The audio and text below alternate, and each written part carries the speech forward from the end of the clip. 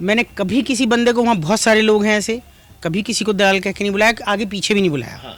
कभी किसी महिला को वहाँ मैंने वेश्या कह के नहीं बुलाया। ये नहीं देख सकते कि वो इतनी ख़राब औरतें हैं, वो आदमी इतने ख़राब हैं, लड़कियां ला के बेच रहे हैं। हम जब एक उंगली उनकी तरफ ही उठा रहे हैं, 3 अपनी तरफ उठा रहे हैं, क्योंकि हमारा ही तो कोई बंदा वहाँ ले जाके बेच रहा है लड़कियों को। वो अपना भी जोड़ेगा, अगर 1 लाख में लड़की तय हुई तो वो 10-20 अपने जोड़ेगा, फिर यहाँ किस बात करें, फिर वो 10-20 जोड़ेगा, मालकिन तक आते आते वो 2 लाख हो जाएंगे। और मतलब इतना ऐसे मासूम हो गया था, जब भी वो एक लड़की निकल रहा था तभी बहुत देर तक वो करता कि अल्लाह मुझे माफ़ कर देना, मैंने जो भी किया आज तक, तो आज मुझे माफ़ कर देना, मैंने एक बच्ची बचा दी। मैंने उस पर अपना मुकदमा कभी, मैंने और मुकदमे बहुत लिखवाए, लड़की के लिखवाए, लड़की ने कहा कि ये लाया मुझे, इसने बेचा मुझे। मैंने कहा ये तो वो है कि मैं उसके बिज़नेस पे चोट कर रही हूँ तो मुझे मारेगा ही ना, वो तो चाहेगा ही मुझे मार दे। दिल्ली जाएगी, दिल्ली में पहले ख़रीद फरोख्त होगी, देखा भाली होगी, कितना दाम लगाया, क्या करा, वहाँ पे जो सबसे बड़ा जो पहला मीडिएटर है वो जाएगा।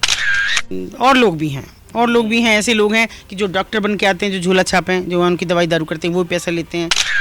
और सॉरी टू से पत्रकार भी लेते हैं, कुछ इतने जो छुट भैया पत्रकार हैं वो भी लेते हैं। उन्हें नहीं पता बड़ा अखबार क्या है और छोटा अखबार क्या है, उनकी जान, जो गली मोहल्लों में भी अखबार हैं वो भी लेते हैं उनसे। निहायत बदतमीज़, मतलब मैं अगर उसे दिख भी गई ना तो मेरी तरफ को थूकता था। पहले स्टेशन पे अक्सर ये लोग घूमते हैं कि कोई खोई हुई, भटकी हुई, भागी हुई लड़की ना आ जाए ताकि उसको लेके गायब हो जाए। अब वो ऐसे दहाड़ मार के रोया, आप यकीन नहीं करेंगे कि हम सब रोए। नीचे फर्श पे लेट गया बैठक में कि हट जा तू, मेरे पास मत आ, छोड़ दे मुझे, मेरे से दूर चली जा। अच्छा, उसके बाल बच्चे नहीं थे ना, शादी हुई थी, आंसू पोंछे, तो वो ऐसे आंसू पोंछ रही उसके। अच्छा, वो सोच रही है ऐसे उसके आंसू पोंछ रही और फिर बोली चले बाबा। मानव तस्करी, वेश्यावृत्ति, समाज का वो गंदापन जिसको मिटाने के लिए मेरे साथ जो शख्सियत है अतुल शर्मा, उन्होंने अपनी जान की बाजी लगा दी है। लेकिन इस पूरे सफर के दौरान एक वाकया ऐसा भी पेश आया कि जो मारने वाला है उसने फिर इनको बहन बना लिया, इनकी रक्षा की, इनकी मदद की और 37 लड़कियों को उस नरक से, दोजख से निकालने में इनकी मदद भी की। किस्सा बताता हूं आपको, लेकिन किस्सा बताने से पहले ज़रा ये समझ लीजिएगा, जो मैंने इससे पहले आपको स्टोरी बताई थी, उस स्टोरी को करने के लिए जब मैं मैम के पास में आया था तो बहुत सारी चीज़ें, बहुत सारे सवाल चल रहे थे कि ये पूछूंगा वो पूछूंगा, लेकिन कहानी में ऐसे डूबा कि कोई सवाल पूछने का मौका ही नहीं मिला। शायद आपकी बार भी ऐसा ही होने वाला है। तो मैम, जिसने आपको मारना चाहा, एक्सीडेंट करवाया, वो फिर आपका एक तरह से भाई बन गया, आपसे जो है उन्होंने राखी भी बंधवाई और आपकी रक्षा भी की, आपके साथ में जो है उन्होंने काम भी किया। क्या किस्सा है मैडम, ज़रा वो किस्सा बताइए। देखिए, उस समय बिल्कुल बहुत पीक पे था, बहुत लड़कियां रेस्क्यू कर रहे थे हम, बहुत ज़्यादा, तो दिक्कत तो हो रही थी किसी की। आप मर्म पे चोट करोगे, बिजनेस पे चोट करोगे तो वो आपको दिक्कत तो देगा, तो काफ़ी परेशानियां हमारी थी। तो ऐसे में मेरी बेटी की शादी थी ड्यू, छोटी बेटी की, और वो थी 11 जनवरी की, और 31 दिसंबर को हम लोग कार्ड बांटने के लिए निकले गाड़ी से। मेरे साथ जो थे, मेरे एक रिश्तेदार थे, वो गाड़ी चला रहे थे। उन्होंने मुझे यहीं से कहा कि जैसे घर से निकले यूँ थोड़ा सा, तो उन्होंने मुझे कहा कि कोई हमें पीछा कर रहा है। मैंने कहा हमारा कौन पीछा करेगा। तो फिर हम वहाँ जहाँ से आप टर्न हुए हैं साकेत चोपड़े से, वहाँ तक पहुँच गए। उन्होंने कहा नहीं, पक्का कोई हमारा पीछा कर रहा है। एक्चुअली वो पुलिस में थे, तो मैंने कहा तुम तो पुलिस वाली बात कर रहे हो और ये सब छोड़ो, इनके समझ नहीं रही हो। उन्होंने किसी को फ़ोन करा और कहा कि भाई वहाँ पे आ जाओ और मुझे गाड़ी बदल दो। यूनिवर्सिटी से पहले साईं मंदिर पड़ता है वहाँ पे, तो वहाँ से गाड़ी बदली हमने। यूनिवर्सिटी तक पहुँचते पहुँचते वो फिर कहने लगे, कुछ तो पुलिस या दिमाग और कुछ वैसे भी उनको वहम हो रहा था बहुत। उन्होंने कहा तुम मान नहीं रही हो, मैं कह रहा हूँ कोई पीछा कर रहा है हमारा। अब भी मैंने कहा तो गाड़ी हमने बिल्कुल अंदर जाके बदली है, किसी को पता भी नहीं लगा, और दूसरे रास्ते से निकले, वरना कोई कर रहा है, उनको लग रहा था। अच्छा, जैसे हम अब तो उधर से ही हैं, जब हम किठौर के लिए, मतलब किठौर से हसनपुर आता है, हसनपुर से ऐसे उतर के गाँव पड़ता है, तो थोड़ा सा सड़क से नीचे उतारा और मुझे 1 सेकंड लगी और बाकी मुझे कुछ याद नहीं। उन्होंने मेरे को ऐसे यहाँ से पकड़ा और नीचे कर दिया। मेरे साथ थे, आपके साथ थे? हाँ, और फिर हमें कुछ याद नहीं। और देखिए वहीं मेरे ननद का ससुराल है, वहीं मेरी बेटी का ससुराल है, जिसके यहाँ मैं कार्ड देने जा रही, बड़ी बेटी का मैं कार्ड देने जा रही हूँ उसके सास ससुर को। और सब लोग निकल के जा रहे हैं। कोई बहुत भयंकर एक्सीडेंट हुआ, बहुत भयंकर हुआ और किसी को नहीं पता गया। और मेरे पास, मैं गाड़ी बुक करने जा रही थी तो 1 लाख रुपए करीब भी, कुछ और ऊपर भी पड़े थे, वो पर्स में भी थे, वो भी लोगों ने लूट लिए। कैसे हमको अस्पताल तक लाए पता नहीं। और वो ज़्यादा डैमेज हुए जो हमारे साथ थे, उनको कहाँ कहाँ नहीं ले गए, उस समय कौन ले गया पता नहीं लगा था, हमें कुछ नहीं पता था। मैं तो 3 दिन बाद सब ये होश आया। तो ये भी मुझे उन्होंने बताया कि मुझे इतना दिखा कि दूध का टैंकर आ रहा है। और जब वो होश में आए, वो तो 6 महीने बिस्तर पर रहे कि दूध का टैंकर आ रहा है और बिल्कुल हमें टारगेट कर रखा है। तो और 1 सेकंड लगी, उसने हमें पूरी तरह से मतलब ऊपर चढ़ गया था हमारे। तो मैं तो जैसे मुझे होश आया तो मेरे जो मतलब कलीग थे साथ के बच्चे काम करने वाले, एक ने मुझे कहा कि वो आया था, नाम लिया वहाँ के एक पिम का दलाल का, कि वो आया था। और वो मतलब वहाँ का एक दलाल। हाँ। तो मैंने कहा क्यों? तो कह रहा था कि, और रो रहा था कि मुझसे बहुत बड़ी गलती हो गई और उन्हें कहना कि मैं पैर छू के माफ़ी मांगने आया हूँ, मुझे माफ़ कर दें, बस ये कह देना। और आज से मैं उनका भाई, उनकी तरफ कोई उंगली भी, मतलब आंख भी उठा के नहीं देखेगा। मैं हंस पड़ी। मैंने कहा तूने यकीन करा उसकी बात का? मैंने कहा जो मुझे मारने के लिए पूरी तरह से तैयार है वो उसका यकीन कर रहा है? बोले ना, मैंने देखा। अरे भैया तू जा, उन्हें होश आएगा, तुझे देखेंगी तो उनका मूड ख़राब हो जाएगा, तू जा। तो चला गया। मैं घर आ गई, मैं हॉस्पिटल से, सब लोग आ रहे थे जा रहे थे। तो एक दिन फिर वो आया घर, और किसी ने जो और भी ऑफिस का भी सारा स्टाफ यहीं था लगभग, तो किसी ने मुझे कहा कि वो आया हुआ है बाहर। तो मैंने कहा बुला लो, आया तो घर है। तो आ गया वो, आके वो बहुत रोया, पैरों में गिर गिर के रोया। मैंने कहा क्यों भाई, क्या है? मुझसे बहुत बड़ी भूल हो गई, बहुत बड़ी भूल हो गई और मुझे राखी बांधो। मैंने कहा भाई तुम लोगों के यहाँ तो राखी का कोई महत्व नहीं है।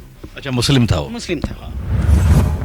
बोला ऐसे मत कहो, आज से तुम मेरी बहन हो और मैं तुम्हारा भाई हूँ, मुझे 10 जूते मारो पर ऐसे मत कहो। मैंने कहा ठीक है, राखी आने दे, मैं बांधूंगी, तू आएगा तो मैं बांधूंगी, मैं आऊँगी नहीं तेरे घर। वो आया, राखी बंधवा के गया। और उसके बाद का अगर आप सुनेंगे तो मैं अगर बाज़ार में भी हूँ, ऐसे ही एक दिन वो उतर रहा था और मैं बाज़ार से क्रॉस हो रही थी, तो जब मुझे ऊपर नहीं जाना होता तो मैं कोई भी दुपट्टा कुछ भी अच्छी तरह ढक लेती हूँ, क्योंकि खामखा उनका बिजनेस ख़राब हो, वो खिड़कियाँ बंद होती हैं, वो जल्दी जल्दी भाग दौड़ मचती है पूरे बाज़ार में, एक हड़कंप सा होता है, तो मैं उसे नहीं। हाँ, मतलब आपको देख के पूरा वहाँ पर चहलकदमी बंद हो जाया करती थी और सब रुक जाते। हाँ, तो मैंने ऐसे दुपट्टा ओढ़ा था, वो नीचे उतरा, पता नहीं क्यों मुझे क्या हुआ, मैंने उसके कंधे पर हाथ रख के कहा, मैंने कहा देख अच्छा नहीं कर रहा तू, सुधर जा, तेरे बच्चे हैं, बेटियाँ भी हैं, बेटे भी हैं, सुधर जा, मुझे अच्छा नहीं लग रहा। तो उन्हें हाथ जोड़े मेरे, रिक्शा बुलाई, बैठो, ऑफिस जाओगी? मैंने कहा हाँ। थोड़ी दूर पे मेरा ऑफिस, 20 रुपए दिए उसे। और उसके बाद मैंने कहा मैं दे दूंगी। नहीं नहीं, बहन के घर, भाई के घर से बहन जाएगी तो बिना ऐसे कैसे जाएगी, किराया तो वही दूंगा ना। फिर मैं कभी भी गई, क्योंकि वो एरिया ऐसा है कि वहाँ कंजेस्टेड है, गाड़ी शाड़ी आप ले नहीं जा सकते, स्कूटी मोटरसाइकिल भी ले जाओ तो कहाँ खड़ी करोगे, कौन तोड़ेगा कौन फोड़ेगा, इतने कस्टमर, शराबी और सब, बहुत बुरा हाल होता है। तो मैं कभी भी गई तो रिक्शा वाले को पैसे उसने मुझे नहीं देने दिए। मैं वापस आई, अगर उस समय भी नहीं मिला और वापस आ रही हूँ तब भी वो रिक्शा पहले से खड़ी रखता था कि वहाँ गई हुई है, उन्हें लेके छोड़िए, मैं तो जा रहा हूँ। तो मतलब इस तरह से उसने वायदा अपना निभाया। और आखिर में भी जो मुझ पर ख़बर आई उसकी किसी चाहने वाली की कि आ जाओ, बुला रहा है वो, तो मैंने कहा राखी बांधने आऊँगी ना, इस बार उस पर नहीं चला जा रहा है, तबीयत ख़राब है, तो मैं राखी बांधने आऊँगी। तो बोली उससे पहले आ जाओ। मैंने कहा नहीं, उससे पहले नहीं आऊँगी, राखी भी आऊँगी। मैंने कहा मैं उसकी वाइफ को भाभी बुलाती थी, हालांकि मिली नहीं मैं, और पहली बार तभी मिली और फ़ोन पे बात होती रहती थी। तो उन्होंने मुझे फ़ोन किया कि आ जाओ आप। मैंने कहा आऊँगी रक्षाबंधन वाले दिन। मैं गई, हालांकि लोग कह रहे थे कि वो किसी को नहीं पहचानता, किसी को समझ नहीं, लेकिन मुझे देख के उसकी आंखों में चमक भी आई, हाथ उसने बढ़ाया, मैंने उसके हाथ पे धागा बांधा और फिर वो सुकून से लेट गया बिल्कुल। मैं चली आई, उसके 3-4 दिन बाद ही उसकी डेथ हुई, ज़्यादा पुरानी बात नहीं है ये। तो मुझे मतलब ये लगा कि इंसानियत तो है उनमें, बस ये है कि निकालने की बात है कि कैसे उस इंसानियत को बाहर लाया जाए, और वो बहुत ज़रूरी है। हम केवल उनका काला पक्ष नहीं देख सकते, ये नहीं देख सकते कि वो इतनी ख़राब औरतें हैं, वो आदमी इतने ख़राब हैं, लड़कियां ला के बेच रहे हैं। हम जब एक उंगली उनकी तरफ ही उठा रहे हैं, 3 अपनी तरफ उठा रहे हैं, क्योंकि हमारा ही तो कोई बंदा वहाँ ले जाके बेच रहा है लड़कियों को, हमारा ही बंदा कोई प्यार में फंसा के, कोई शादी के नाम पे, और उसके बाद उस आदमी ने मुझे 37 लड़कियां निकलवाई। हालांकि चोरी से निकलवाई, कभी सामने नहीं आया और बस फ़ोन कर देता मैं नहीं आऊँगा, निकाल दो अपने आप। इस हृदय परिवर्तन की वजह मैम एक्सीडेंट रहा, क्योंकि उसको शायद गिल्ट रहा होगा या कुछ और क्या? वो गिल्ट तो शायद उसे नहीं था, लेकिन उसे गिल्ट क्या हुआ कि उसे ये उम्मीद थी पहले तो, जब वो मेरे पास आया तो तब तो उसे शायद ये थी कि मैं माफ़ी मांग लूँगा तो शायद मुझ पर मुकदमा नहीं लिखाएगी, उसको समझ में तो आ गया होगा मैंने किया है। लेकिन जब वो 1 महीने बाद, 2 महीने बाद आया लगभग मेरे पास, तब उसे ये गिल्ट था कि देखो उसने इतना जान के भी, उसके बंदों ने तो बताया होगा कि मैं आया था और मुझ पर मुकदमा नहीं लिखाया। मैंने उस पर अपना मुकदमा कभी, मैंने और मुकदमे बहुत लिखवाए, लड़की के लिखवाए, लड़की ने कहा कि ये लाया मुझे, इसने बेचा मुझे, मैंने बहुत लिखवाए, बदले में उसने भी मुझ पर लिखवाए, लेकिन इस मामले में मैंने कोई मुकदमा नहीं लिखाया। मैंने कहा ये तो वो है कि मैं उसके बिज़नेस पे चोट कर रही हूँ तो मुझे मारेगा ही ना, तो चाहेगा ही मुझे मार दे, तो मुझे इससे कोई नहीं। अच्छा मैम, आपने कहा कि दूसरा पहलू भी होता है, और हृदय परिवर्तन यहाँ पर देखा गया, औरतें या आदमी, पर्टिकुलर हम एक शब्द इस्तेमाल करते हैं इस लैंग्वेज में, दलाल, कोठे का दलाल, और जिसकी आपने बात की उसके ऊपर भी वही टैग लगा हुआ था। बाद में आपका भाई बना, 37 लड़कियों को उसने रेस्क्यू करवाया, वो अलग चीज़। यहाँ मैं आपको एक बात बता, मैंने कभी किसी बंदे को, वहाँ बहुत सारे लोग हैं ऐसे, कभी किसी को दलाल कह के नहीं बुलाया, आगे पीछे भी नहीं बुलाया, कभी किसी महिला को वहाँ मैंने वेश्या कह के नहीं बुलाया, ठीक है, कभी नहीं। मेरा सवाल ये था कि जिनको एक पर्टिकुलर टैग दिया हुआ है, कोठी का दलाल, वो काम कैसे करते हैं? लड़कियां जब, ये तो एक बड़ा सिस्टमेटिक चैन है, ये तो एक चैन है कि एक बंदा है, मैं सपोज एक छोटी सी बात कर रही हूँ कि नेपाल की लड़कियाँ, वो ट्रक चला के आता है दिल्ली तक, माल ढोता है, लड़कियों से कहेगा कि अरे गरीब हो तुम, इतना तुम्हारे घर में ये हालत है, तुम लड़की भेज दो, घर में काम करेगी, झाड़ू पोछा करेगी, दिल्ली में बहुत पैसा, मेरठ का कोई नाम नहीं लेता, दिल्ली में बहुत पैसा, दिल्ली में बहुत पैसा है, दिल्ली आ गई लड़की, उसके बाद मेरठ ट्रांजिट पॉइंट है, मेरठ में आ गई बस, और उसके बाद तो उसके बचने का, जाने का कोई कारण नहीं होता।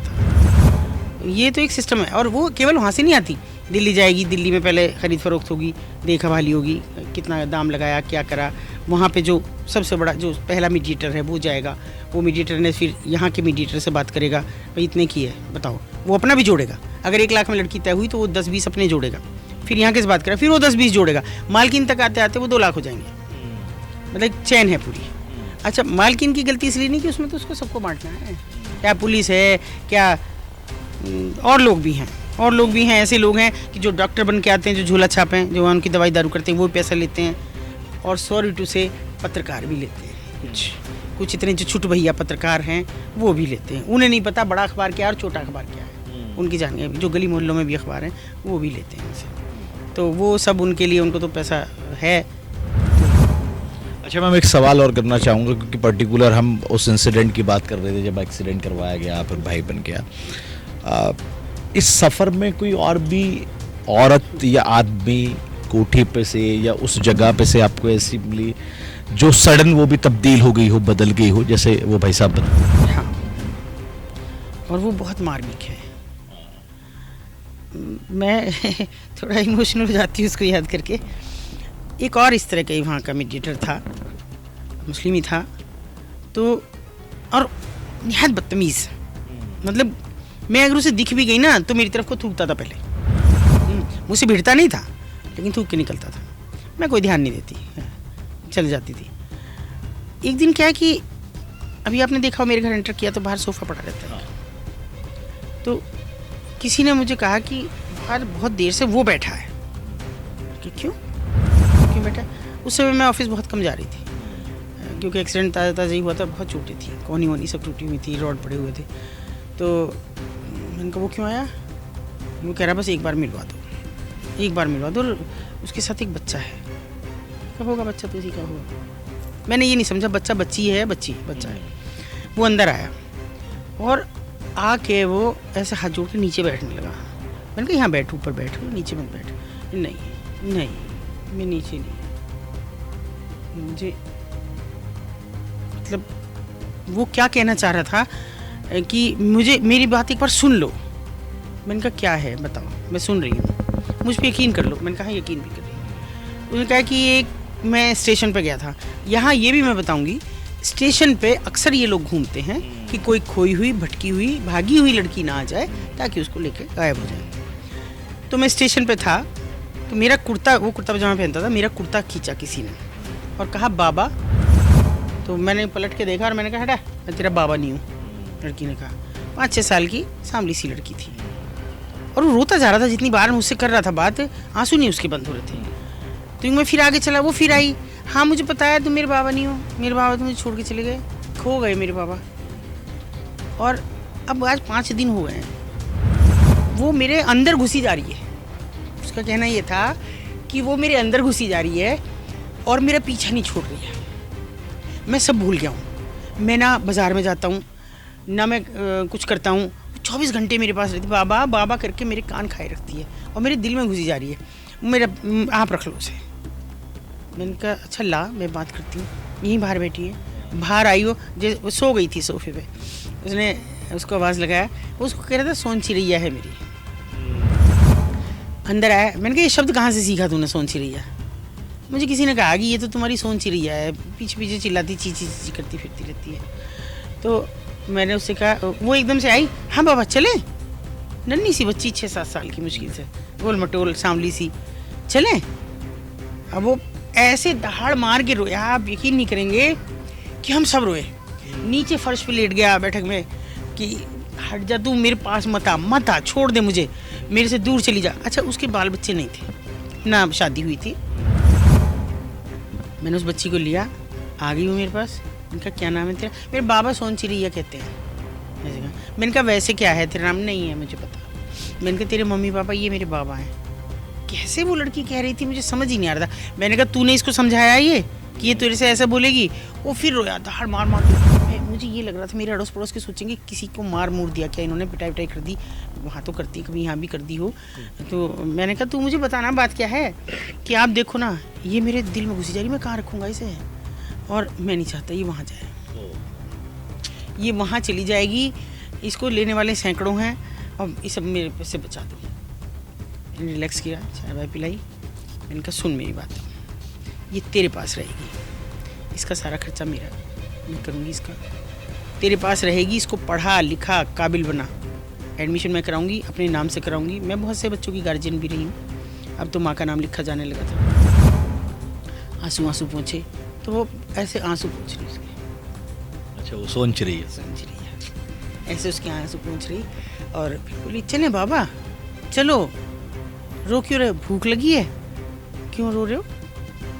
मैं कहूँ मुझे नहीं समझ में आ रहा, मैं कैसे समझाऊँ, पर तू इसे ले जा, अब तुझे कुछ नहीं करना, तू जो कहेगा मैं वो तेरे लिए खर्चा करूँगी, इसे पाल, बस तू इतना काम कर दे। चला गया। हमने उसका फिर हॉस्टल में एडमिशन कराया।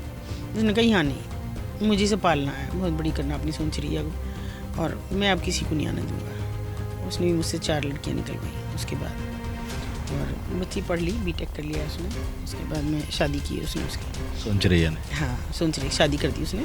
तो उसने मुझसे पूछा, मुझे नहीं पता ये हिंदू है मुसलमान। मैंने कहा मुझे भी नहीं पता, ये तेरी बेटी है, तू जहाँ चाहे वहाँ कर, मुसलमान में कर, हिंदू में कर, मुझसे कोई मतलब नहीं है। तो इसके अच्छा लड़का, लेकिन मुझे लड़का अच्छा चाहिए, अच्छा लड़का है, कहीं नोएडा में जॉब कर रहा है, मुझे नहीं मालूम कहाँ कर रहा है, लेकिन शादी कर दी उसने अपनी सोन चिरैया। छोड़ दिया फिर उसने वो काम सोन चिरैया आने के बाद? सोन चिरैया नहीं काम तो कर किया उसने, लेकिन लड़कियां निकलवाई मुझसे। अच्छा। वो तो रेस्क्यू करवा था, हाँ नजर, क्योंकि पैसा तो चाहिए था और तो कोई काम धंधा था नहीं उसके पास।